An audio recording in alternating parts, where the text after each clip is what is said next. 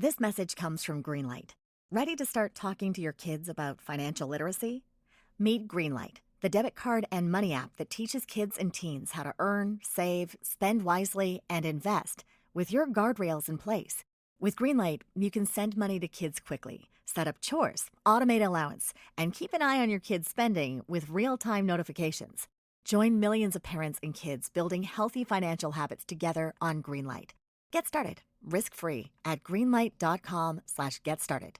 That's GREENLIGHT.com/get started. Like beads of sweat. I was pouring sweat so much. Just say stop when you have enough pepper, man. What the? Okay, but what if I want more pepper? What? A little higher. Little higher. Like this? Exactly. Yeah, that's amazing. Hey, guys. Oh, who's this? Psh, who's this? Like you don't know. What? No, I actually don't know either. Who is this? This is Oro. He's our $100 patron. Oh, nice to meet you, man. Yeah, nice to meet you. Why is he dressed like a tree, though? Yeah, good question. Why is he just like a tree? Heath, check the page. Oro here didn't just give us $100 one time. He earned himself a full and permanent position on our podcast. Like as a cast member? Yeah, that's right. Oro here is the citation needed tree. Tree, exactly. And though trees don't talk, our audience will presume from now on, whenever they hear our podcast, that Oro is here, keeping us shady and cool. And Oro, you're okay with that? Yeah, Eli told me there's no small part. Just small actors. Exactly, buddy. Exactly. And it's not just that. We're also going to dedicate the biggest groaner of the episode to you. Yeah. When we remember. When we remember, yeah. All right, well, Oro, welcome to the show, I guess. Okay, does he need like food or water or anything? Ep. Heath, we die in the intro all the time.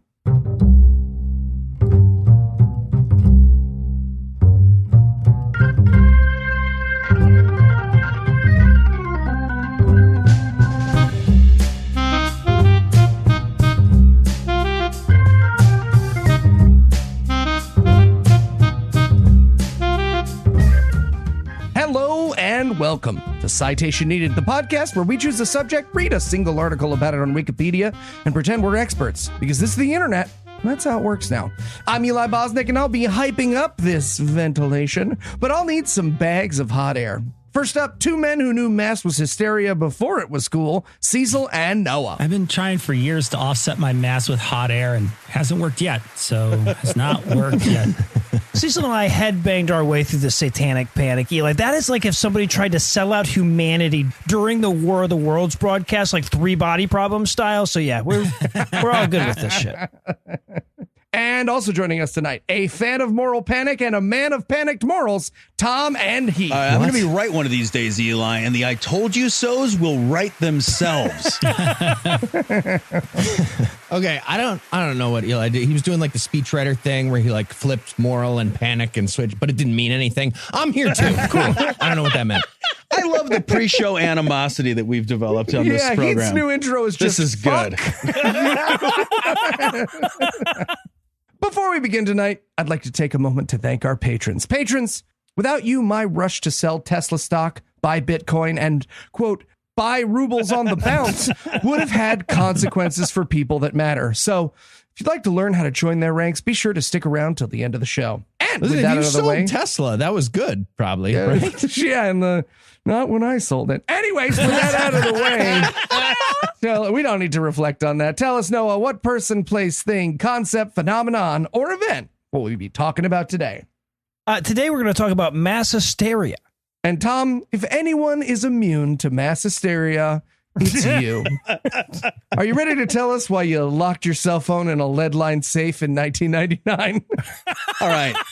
All right. Look, I don't know about you. I don't want to compete with anything that vibrates, Eli, because I can't. So I went away right away. That is fair. All right. So tell us, Tom, what is mass hysteria? All right. So I have to start by acknowledging the fact that the term hysteria is actually a pretty gross word. And I chose it to create a more clickbaity title for the episode on purpose. Hysteria is a just blatantly misogynist word. It originates from the Greek word hystera, which translates into uterus and is generally understood to mean some kind of ungovernable emotional excess. It is actually one of those words whose origins, use, and definition is like a microcosm of near perfect institutional and cultural patriarchy, but I'm using it anyway for the clicks. Fucking based. It clicks before chicks, as they say. Yeah, no, I get it. The earliest known diagnoses and treatment for hysteria was actually as far back as 1900 BCE in Egypt. Clearly insanely ignorant of how female anatomy worked, ancient Egyptian doctors, if you can call them that, believed that hysteria was caused by a woman's uterus just sort of wandering about. Really? Like taking their 15, I guess. And the cure for the wandering uterus was to rub a stinky lotion on a woman's vulva, like, I guess, like vaginal smelling salts to shock the uterus back into place. Okay. Yeah, but that lotion thing only works if she moves her legs in and out like she's operating a vaginal bellows. Then it works. Okay. I'm pretty sure Gwyneth Paltrow sells that on goop.com. Like, sure they have that. I'm saying the lotion and the bellows. Those are both she's got them both. Yeah, she's got them both. almost guaranteed at Goop. Laser guided, no less. Yeah. Now, the ancient Greeks were absolutely down with the wandering uterus theory of women. Am I right? But they added their own twist. In addition to the clear mental illness exhibited when women had emotions, the Greeks tacked on to their diagnostic criteria women who didn't want to get married or have children. Plato and Aristotle believed that women who didn't fuck enough became hysterical and described these wandering uteruses, therefore, as melancholic. I'm telling you guys, women get mad at us because their vages are lonely. Right. Yeah. So far, the treatments are let me rub your vag and you need more hard throbbing cock. I feel like I'm seeing a pattern already here. Also like that, I'm Jesus. like the foundation of Western philosophy, too. No. By the time of St. Augustine, the idea of hysteria became bound up in Christianity. And so, of course, everything revolved around sin. Hysteria then wasn't a problem of a disembodied internal organ just like hitchhiking its way about and feeling sad it didn't get enough dick. No. The Christians had a tidier explanation for why their women weren't happy, which, of course, was the devil. It was demonic uterine possession. Satan is like all up in a woman's uterus, and that's just bound to make her cranky. And the treatment, of course, was thoughts, prayers, and exorcisms. Well, and let's take a second to appreciate the fact that that is still the cure, according to Christians, right? They have not advanced. Yep. True. Very, very true. But it should also be noted that these Christians, they were into hysterical women. Like, they were so into these devil-possessed women that Constantine the African actually coined the term, and I may mispronounce this, and by may I mean certainly, amor heroicus, which is a kind of sexual desire caused by women with hysteria that was so strong that it literally caused madness. Okay, well, I'm a white guy from now, so I think it's important to mention that no comment. I have no comment on any of that. Podcast listener, you can't see it, but Cecil has a gun. He has a gun.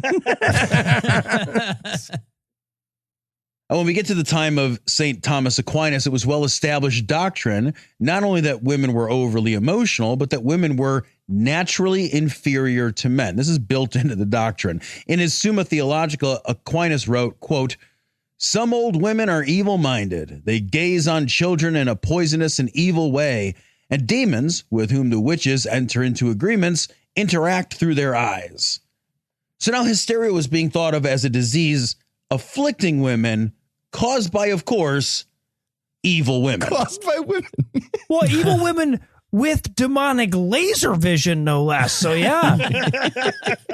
St. Thomas Aquinas feels like an abstinence-only education's final boss. You know what I mean? Oh, yeah, and he shoots magical changing fish out of his cheeks. We got a whole bunch of moves for him. You got to take him out with your demonic laser vision. Yeah.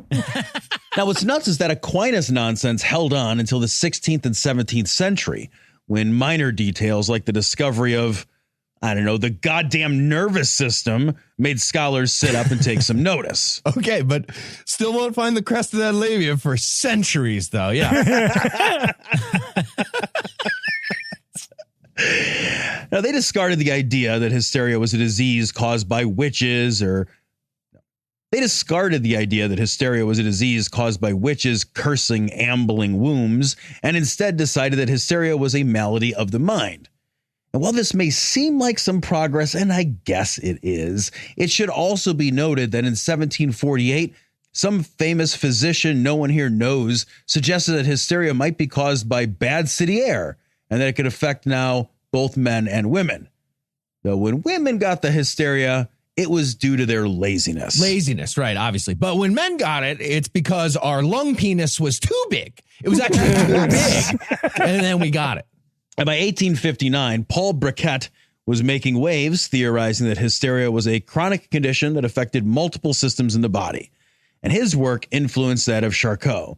Charcot flipped the script on causation, deciding that hysteria wasn't the fault of, laziness or witches or demons or bad air or strolling uteruses, but instead placed the blame on patriarchy.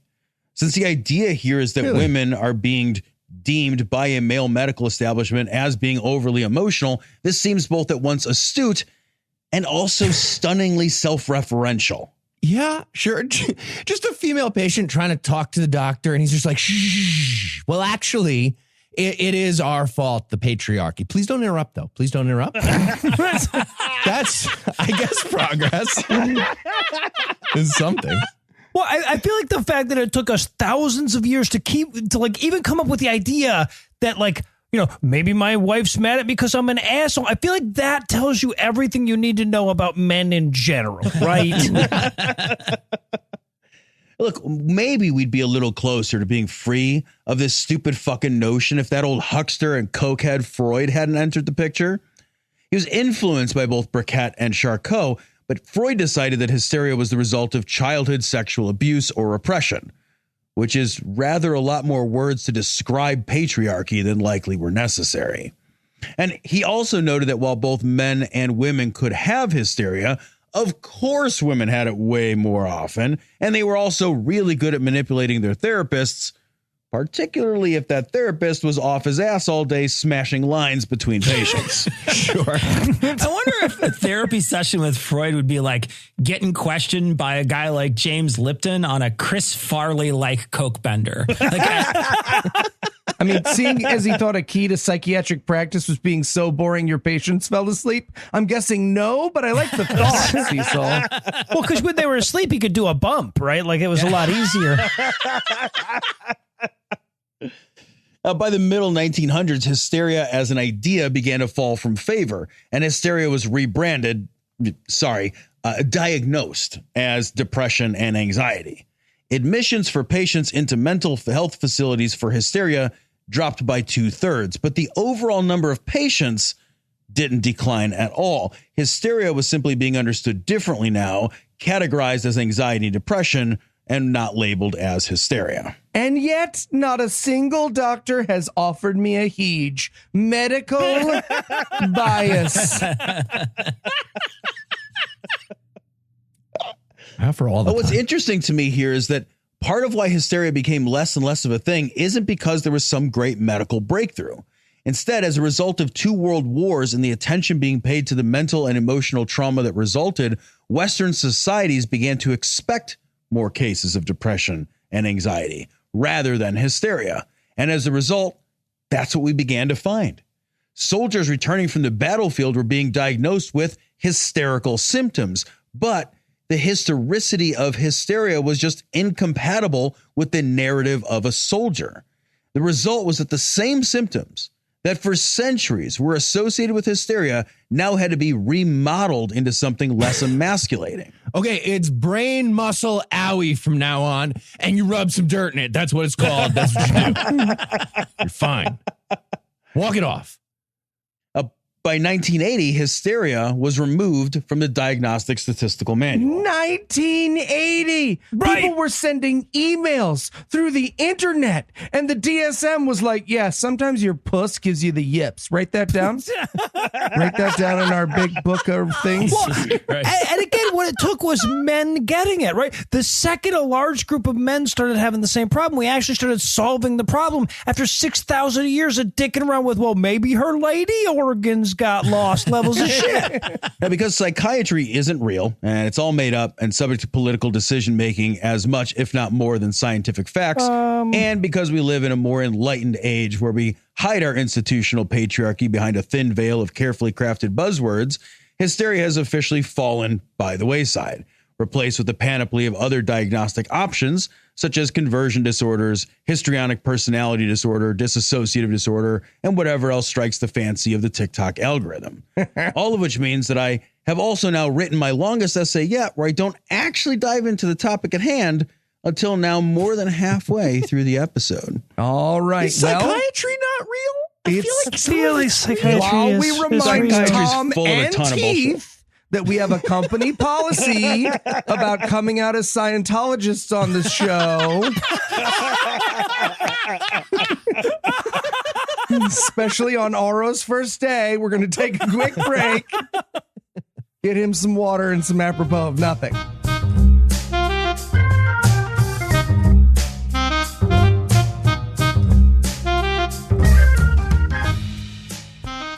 Doctor, thanks for seeing me. No problem. Tell me, what is the issue? Well, you see, Doctor, I was married to a man 3 times my age at 11, and I had my first child at 13. And I can't vote. I can't own property. If my husband dies, his family will literally take back my home and throw me into the street where, if his inheritance doesn't sustain me, I'll be forced to prostitute myself or spend the rest of my life caring for the children of others. Yeah. So, yeah, I've just been thinking that, like, maybe that's lame. I see. Well, you have crazy vagina, and you need to be held against your will with everyone else who is mentally ill, regardless of severity or diagnosis, until that settles down. I see. Is that all? Oh, also no more horses. Got it. Key bump? I'm good. It's 9:30 in the morning, actually. Okay, judgy.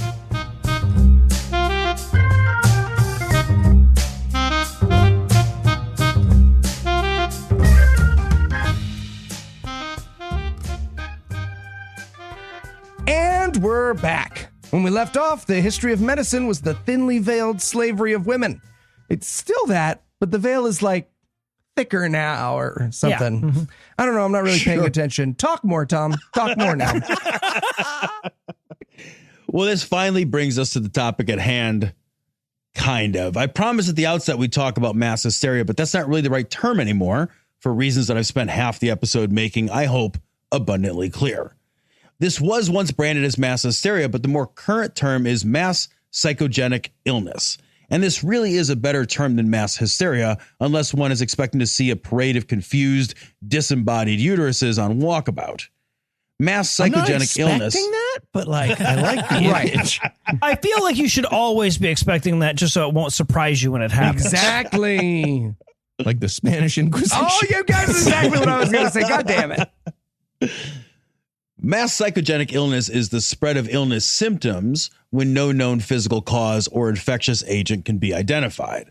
Mass psychogenic illness, or MPI, affects and afflicts a defined cohesive social group and appears to be a real nervous system disturbance that lacks any underlying pathology. Sure. I like to call it crypto-thinky. That's my term for that. Now, while causes and symptoms vary, there are some features which are unique to MPI incidences. The symptoms that appear are transient, they're sudden, they're benign, they generally resolve as suddenly as they appear. They occur during a period of extraordinary stress among afflicted members of a specific and particular community. Symptoms are spread by seeing, hearing, or communicating with other people afflicted.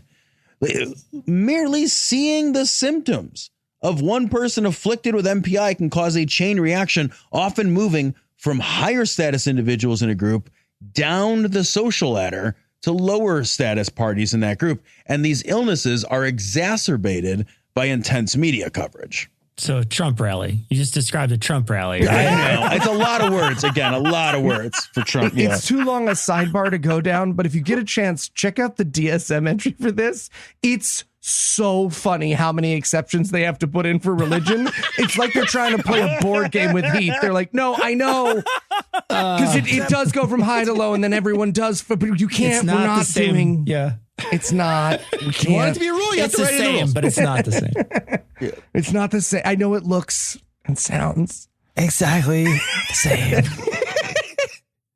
Now, we'll talk about some examples of these events in history, but I also want to point out that there is a preponderance of females afflicted by these mass psychogenic illnesses, which is likely why they were initially branded as mass hysteria events. While several thousand years of history would lay blame at the feet of the lazy women breathing bad air with sad uteruses, there is likely a more scientific and interesting explanation. Some theories suggest that mirror neurons may actually be the culprit. Mirror neurons are neurons that fire both when you see someone do a thing and when you do that same thing yourself.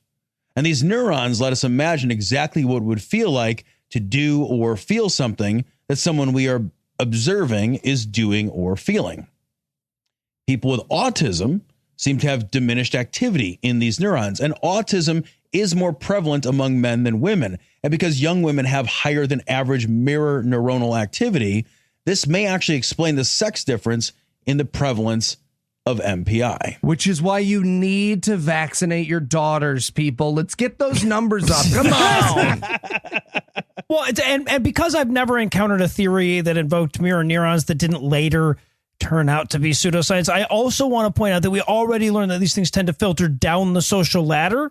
And through most of human history, women weren't even allowed near that ladder unless somebody needed to clean the bottom rungs of it.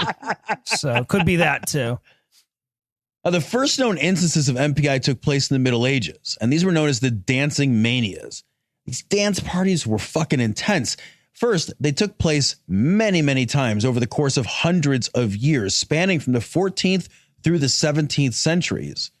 These were known as St. John's dance. And these weren't like white dad at a barbecue dances. These were wild, crazy, erratic dances that would go on until people collapsed from exhaustion, injuries, and even sometimes died. And nobody knew what the fuck to do because it was the Middle Ages and just nobody knew anything. Okay, it's like when you look in the mirror while you're crying and it makes you cry even worse because you like point at yourself and you see yourself pulling back and you cry even more. I am begging you to go to therapy, Heath Henry. I'm begging you. No. Tom said it's fake.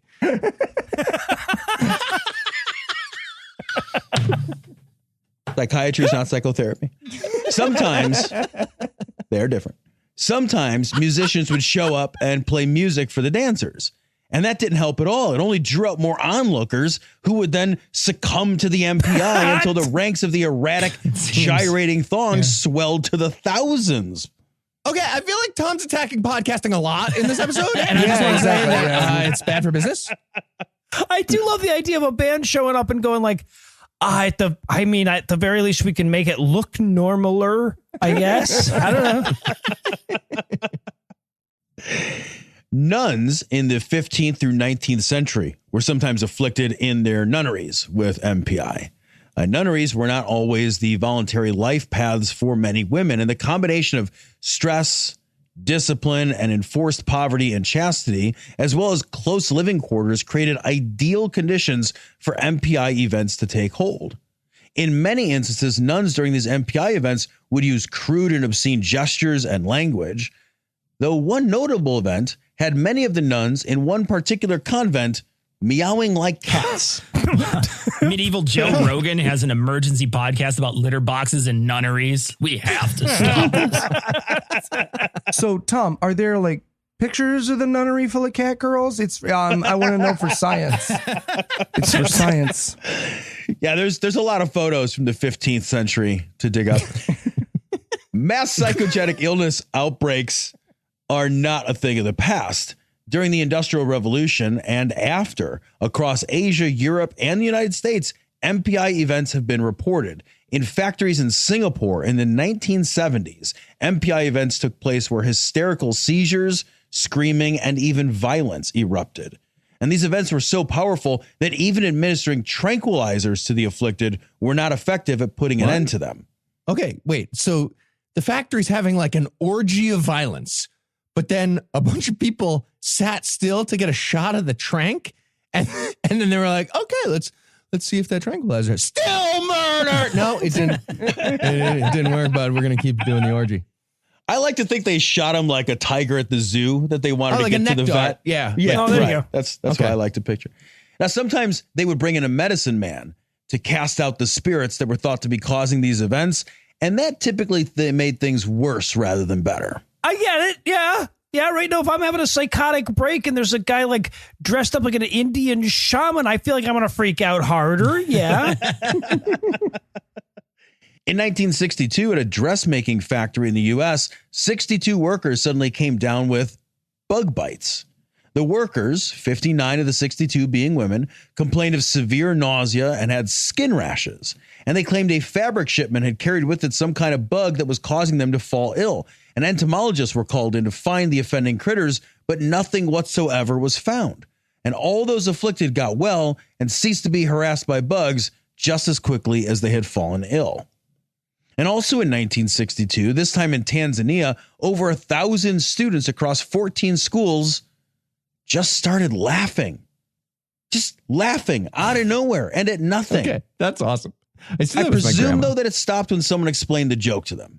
Okay, Tom, you're throwing so much shade at podcasting, like all over the place. That's funny because it's like what sometimes I do that. I like the Like just explanation after. Right now, it's good. So, in fact, these MPI events, Yikes. these are super duper common. Well, we didn't want a fucking mass hysteria going over here. Yeah. So, in fact, these MPI events, they're super common. There was an instance in 2011 in New York of Tourette's-like symptoms running through a high school. There was another in 2019 at a secondary school in Malaysia where students all claimed to have seen a face of pure evil, or a Ted Cruz, as we call it in the States. There are, in fact, hundreds of very recent examples of these mass psychogenic illness events all over the world, and they actually appear to be happening more frequently rather than less frequently. Yeah, like when I was a kid, sometimes students would all drop a pencil whenever there was a substitute teacher. It was very medical and very serious, let me tell you. And what I found particularly fascinating about this as well is that there is evidence that these MPI events also spread among cohorts within online spaces. After a popular YouTube channel showed someone with a sudden onset of Tourette's-like tics, hospitalizations across the country and even internationally for similar sudden onset tics began to proliferate.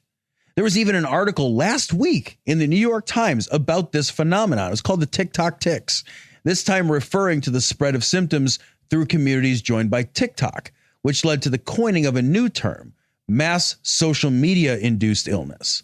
And for the first time in history, mass psychogenic illness was no longer limited by geography and proximity, though it still primarily affects young women. Okay, Tom, I know you're trying to end the internet entirely because get off your lawn, but Yes. I did not anticipate the TikTok zombie horde argument in favor of that. That is a You can't solid prepare for that. curveball. You cannot prepare for it. Yeah. No, and honestly, given the proliferation of anti-vax shit and COVID conspiracy, I feel like pretty soon all illnesses will be mass social media induced to some degree. So they may have to whittle that term down.